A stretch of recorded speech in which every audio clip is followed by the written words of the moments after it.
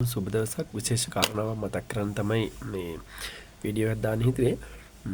දැන් බදුල්ල දිස්ත්‍රික්කයේ අවතැන් කඳවුරු වලට එහෙම නැත්නම් සුරක්ෂිත මධ්‍යස්ථාන වලට ජලය ගොඩක් කට්ටිය ජලය එක ගෙන්න තීරණය කරනවා සහ ජලය ලබා දෙනවා.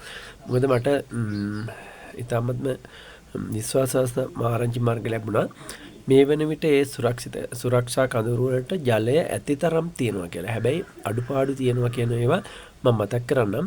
ඒකෙදි එයාලට බඩු මුට්ටු ලැබෙනවා. ඒ කියන්නේ හාල්, සේනි, තේකොළ සහ පරිප්පු, යගන්න සොයා මීට ආදී දේවල් ලැබුණට නමුත් මේ ඒවට අවශ්‍ය වන තුන පහ මිරිස්, කහ, දුරු, ඒ වගේ ඒවා, පොල් තෙල් ඒ වගේ දේවල් අඩුයි කියන කාරණාව දැනගන්න ලැබුණා. ඒ වගේම තමයි පොඩි ළමයින්ට අවශ්‍ය වෙන සිරිලැක් වගේ පොඩි අයගේ බිස්කට්, කිරිපිටි අන්න ඒ වගේ දේවලුත් ඉතාමත්ම අඩුවෙන්ම ලැබෙන්නේ. ඉතින් ඒ වගේ දේවල් පුළුවන් තරම් එකතු කරගන්න පුළුවන් නම් මම හිතනවා මේ වෙලාව එයාලට ලොකු සහනයක් ලැබෙවි.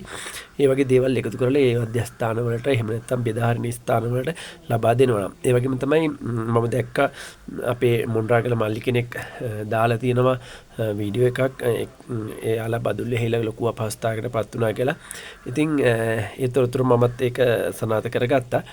ඒ හින්දා අනිවාර්යයෙන්ම බඩු බෙදා දෙනවා නම් බඩු බෙදා දෙන්න යනවා නම් අවශ්‍ය කට්ටියගේම අතට ලබා දෙන්න වග බලා ගන්න වගේම එහෙසේ නැත්නම් GS ග්‍රාම සේවක මහත්තයා නැත්නම් ඕන එහෙම නැත්නම් ප්‍රදේශයේ යම්කිසි වැදගත් කෙනෙකු සම්බන්ධ කරගෙන අවශ්‍ය මධ්‍යස්ථාන වලට ඒ බඩු ලබා දෙන්න කියන එක ඉල්ලීමත් අනිවාර්යයෙන්ම කරන්න ඕන.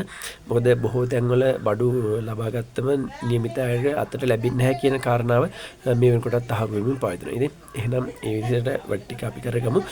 සහයෝගය දක්වන සියලු දෙනාටම බොහොමත්ම පිං කියලා කියන්න ඕන.